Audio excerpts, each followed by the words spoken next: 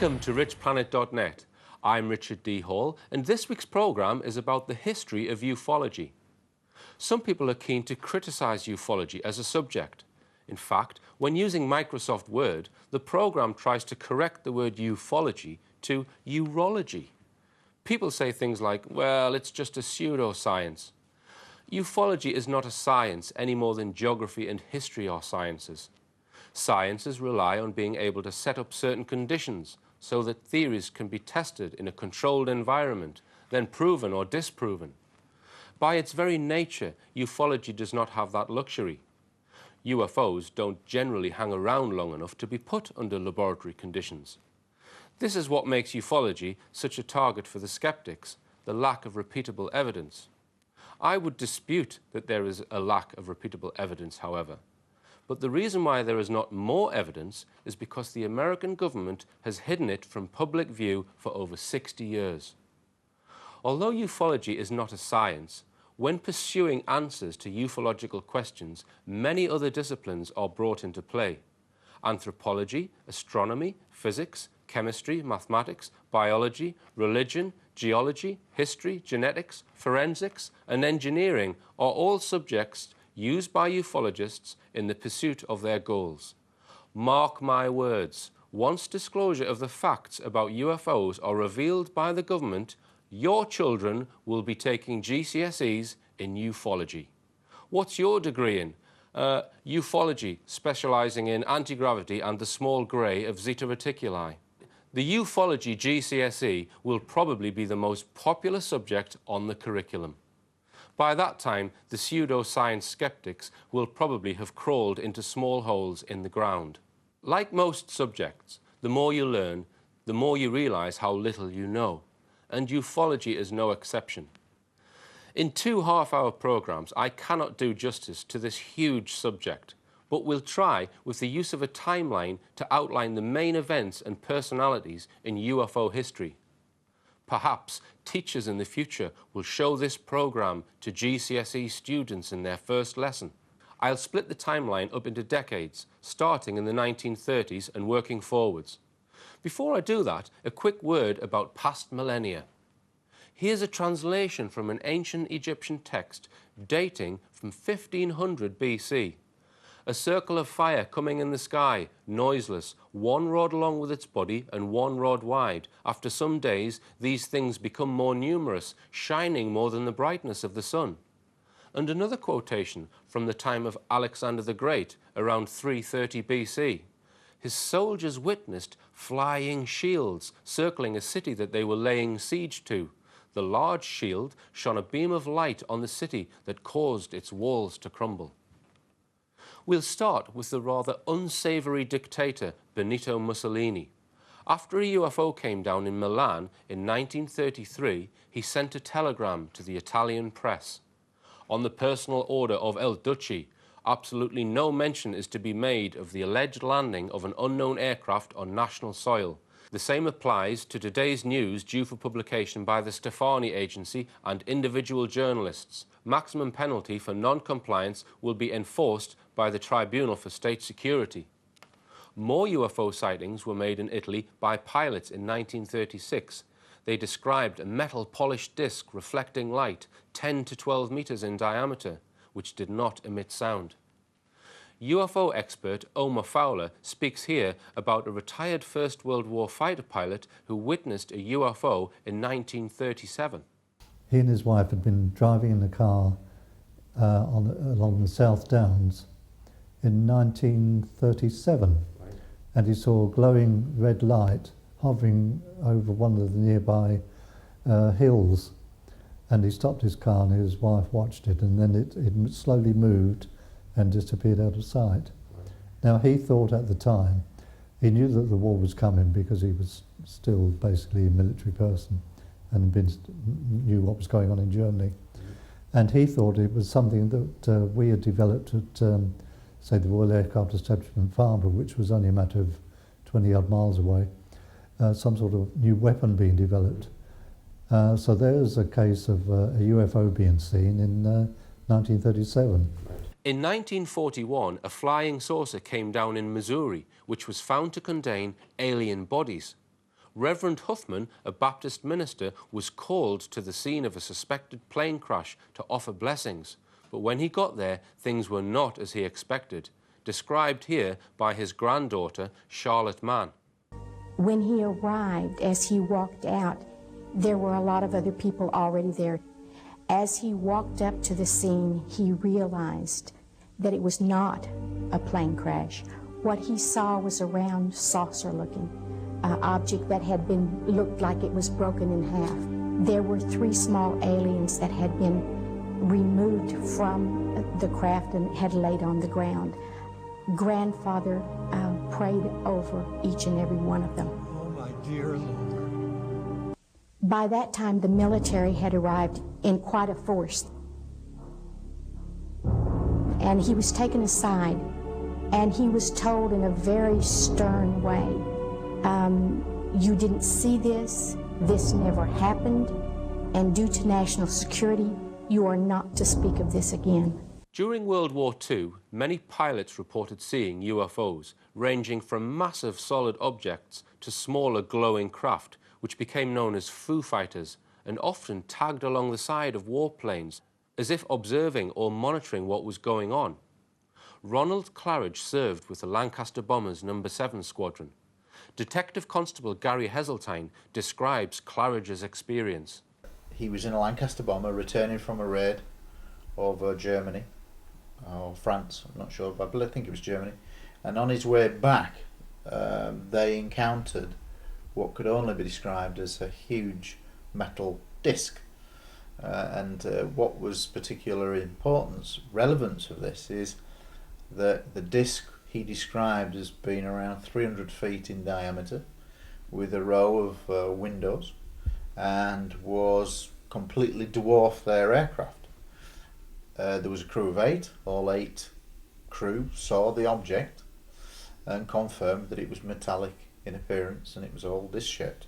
When they landed, they reported it, they were all interviewed about it, and those official reports were actually found in records by David Clarke and Annie Roberts during an archive trawl. After the war, the worldwide political situation was very tense. For the first time, nuclear bombs had been set off, and tension between America and Russia grew. President Truman set up the CIA in order to gain tighter control over intelligence so that secrecy could be maintained. Not long after this, the most famous of all UFO events took place in the summer of 1947.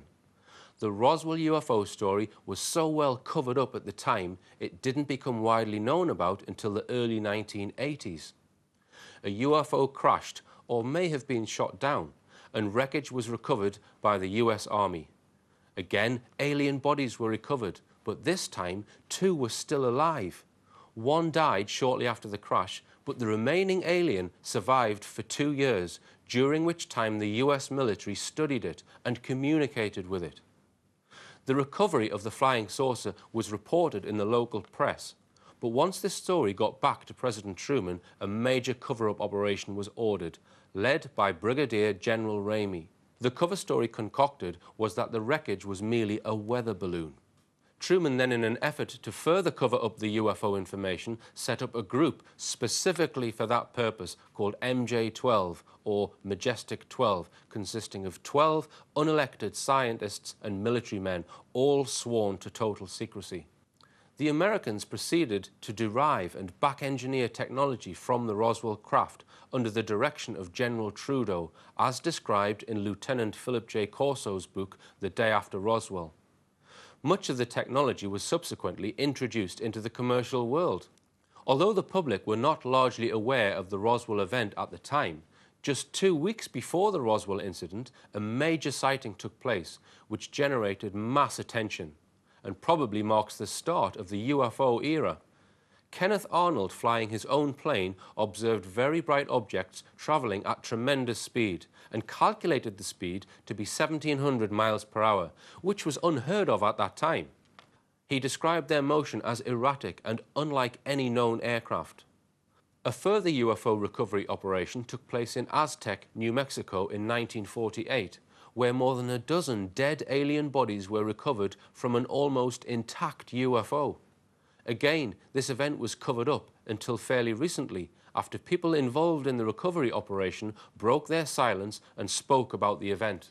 In the late 1940s, a struggle within the American military took place, as some insiders wanted the public to know what they knew.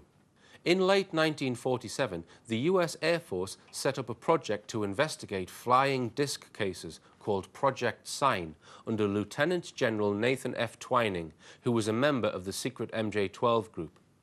Project Sign produced a document called An Estimate of the Situation, which stated that the extraterrestrial hypothesis was the most likely explanation for the flying discs. This document reached US Air Force Chief of Staff General Hoyt Vandenberg, also an MJ-12 member, in early October 1948. Vandenberg rejected its conclusion and ordered that all copies be burned. From this point on, the cover-up has continued and still prevails to this day. In total, 3 projects ran from 1947 to 1969, which the Air Force claimed were trying to solve the UFO mystery. The leader of 2 of these teams was Dr. Allen Hynek. J. Allen Hynek, who is arguably regarded as the grandfather of ufology in modern terms. However, in my opinion, he's a flawed character because for many, many years he was a government puppet, i.e. the US Air Force astronomer who, by his own admission, debunked the subject for many, many years when really there were very good, credible sightings going on. And it was only later, as he probably became older and more opinionated on the subject, that he began to become more vocal and say, look, there really is something going on. And then he literally wrote 2 very famous books on the subject after Blue Book had closed. In the 1950s, people became more sceptical over what the Air Force was hiding, and none more than Donald E. Kehoe, who became a thorn in the side of officialdom with his very popular series of books on the subject. Major Donald Kehoe, for me, is arguably the most important historical figure, and I would regard him personally as the grandfather of ufology, because the guy was had links to many senior high-ranking military officials. He was responsible for setting up NICAP, which was really the first big amateur UFO organisation. But in the context of the subject, this is not really amateur in the sense of what you may generally think. This was made up of scientists, this was made up of senior military commanders, friends that he knew from naval academies, army. He knew experts in the field, and they all came on board as part of his committee. Major Kehoe, where do you think flying saucers are coming from? I don't know. There is an indication that they could be using Mars as a base. I don't mean they originate there, but every time Mars has approached us in the last 10 years, there's been a noticeable increase in saucer sightings. Mm-hmm. And that's been mentioned officially. In fact, the Canadian official project, on the basis of that, set up an observation station in Canada. You say the Canadian, in spite of the fact that he suggests that pranksters, half-wits, and screwballs are responsible for the stories about flying saucers. Well, I wish I could show him any time a list of about 800 witnesses, some of the big names in aviation, including up to the rank of colonel in the Air Force. Mm-hmm. They're still flying, and they're still carrying passengers. They've never been grounded. They're still guiding airliners in, the radar men are, night after night in bad weather. If they're screwballs and incompetence, why are they still on the job? Welcome to richplanet.net.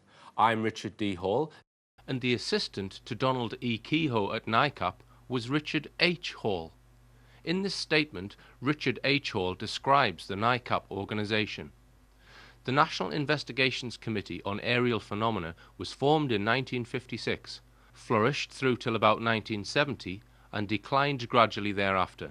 There were 3 distinct eras of NICAP, the differences between which are important for historical understanding.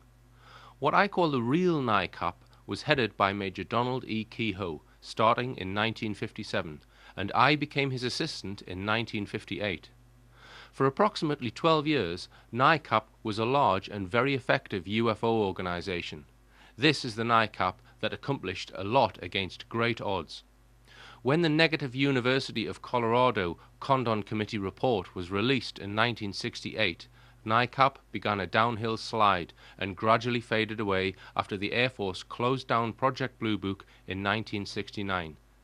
Its assets finally were purchased by the Center for UFO Studies. In 1952, UFOs were sighted over Washington, D.C., but again, the event was played down by those in the know. In both the US and the UK, groups were set up called the Robertson Panel and the Flying Saucers Working Party to investigate flying saucer cases. But as revealed in Timothy Good's latest book, these groups were actually set up to do exactly the opposite. They were there to debunk and cover up the reality. An intriguing character from this period in the world of ufology was George Adamski, who in 1952 claimed to have boarded a flying saucer and met with human-looking extraterrestrials from Venus and communicated with them telepathically. Although some have cast doubt on many of Adamski's claims, certain evidence remains. The video footage of the UFO filmed by Adamski in the presence of Madeleine Rotifer in 1965 is thought to be genuine by film experts and shows a craft changing shape. In 1954, a very significant event took place, a meeting between President Dwight Eisenhower and a race of extraterrestrials. This led to a treaty giving the American military access to alien technology in exchange for allowing the extraterrestrials to continue their covert abduction program on Earth. Edwards Air Force Base, which was then top secret for top secret aircraft, there was a meeting arranged in February 1954. I don't know any more. I do know some things that happened as a consequence of that, but there was a meeting with Eisenhower and some top officials, including the American head of the Catholic Church, Cardinal McIntyre, I think, and a few other high-ranking people, named who they have been named in one famous letter, which I published in Alien Liaison. I think it definitely did happen. My information was that there was a follow-up arrangement to transfer technology. This was given to me by another source, and a meeting, I don't know if Eisenhower was involved at this particular meeting, but I know that some scientists went out to a certain desert location and were taken out by some CIA guys. And it's alleged that they demonstrated that their ship could become invisible. Yes. Yeah. Apparently to Eisenhower's tremendous embarrassment. Okay. And he said that, they said they wanted to educate Earth people. They were very concerned about the nuclear build-up and everything. And Eisenhower was quite shocked by this. And he said, I don't think we're ready for that yet. And in the end, apparently they agreed. And they said, well, we're not going to stop being around, you know. The phenomena of alien abduction did not come to the fore until the late 1950s and early 60s with the Betty and Barney Hill case. A very disturbing side of the ET reality was coming to light, that humans were being taken, then undergoing medical-type procedures before being given an amnesic block and returned to the Earth. Today, some researchers believe that thousands, if not millions of people have been abducted by ETs to assist a program of human hybridization. The plan being to make the human race more controllable so that the future control of planet Earth will be met with less resistance. In 1961, President Kennedy made it clear to the nation that he would not stand for secrecy. He knew about UFO cases and insisted on seeing the evidence for himself. Kennedy was taken by Air Force One to Tyndall Air Force Base, where he viewed alien bodies. Kennedy's goal of bringing an end to government secrecy is probably what cost him his life. Project Blue Book continued to investigate the hundreds of cases of flying saucers and other craft being reported to them, and continued to attempt to explain them away, even though on many occasions whole aircraft and entire crew had gone completely missing when pursuing UFOs. One case which troubled Dr. Alan Hynek and probably contributed to him changing his view that UFOs were real was a case in 1964 in Socorro, New Mexico. Police officer Samora heard this explosion I think he was chasing a speeding driver or something. Heard an explosion from where he knew there was, I think, a dynamite hut or something.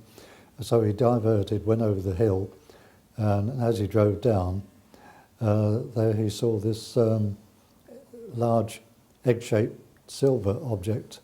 Again, we have two beings that were standing below it, and he stopped, and they quickly climbed back into this craft and took off. And all it left after were dents in the ground, which were photographed, showing the position of the landing gear. And he swore that it was true, that the whole thing had happened. And the person who led Blue Book, Dr. Alan Hynek, I believe was very troubled by this case because it was his job to basically debunk cases, and this was one particular case that he basically found it very difficult to trying to debunk the evidence of a serving police officer.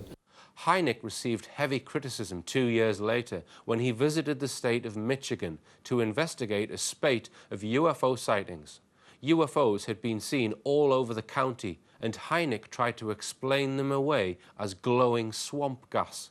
Later that year, respected physicist Dr. Edward Ulla Condon was tasked, reluctantly, by the Air Force to direct the University of Colorado UFO project. There were 3 projects. There were Project Grudge, Project Sign, and then Project Blue Book. In total, 22 years of investigation, which resulted in the Condon Committee being, or rather, Colorado University being approached, and a Dr. Edward Condon to chair it, to make an independent study of all the known material in Blue Book. We do know now that this is a very flawed document, and Condon held very public views on UFOs literally as he got involved in that project. The Condon investigation annoyed UFO believers as they began to suspect that it was not being taken seriously by its leader. One of these was physicist James MacDonald, who interviewed over 500 UFO witnesses, uncovered many important government UFO documents, and testified before Congress during the 1968 UFO hearings. James MacDonald is another sort of hero of mine, for the simple reason that he was a scientist, a physicist, but he wasn't just a physicist, he was a world-renowned physicist who began to delve into the subject of UFOs.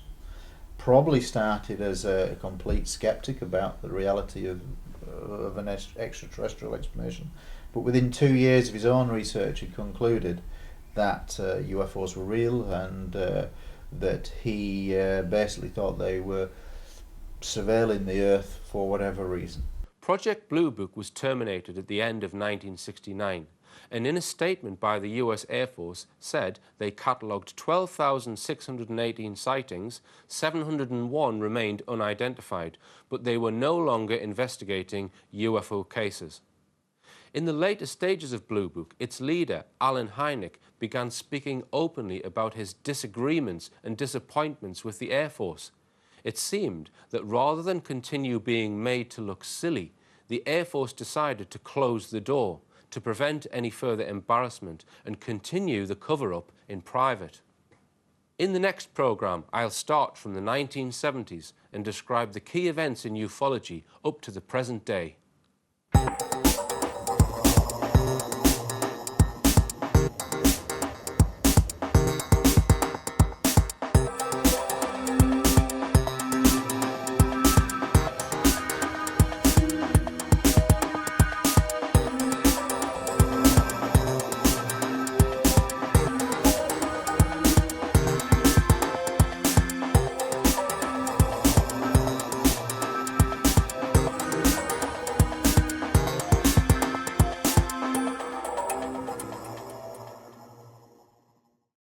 Over the coming months, I will be speaking at various venues throughout the UK, including St Anne's and Newcastle upon Tyne.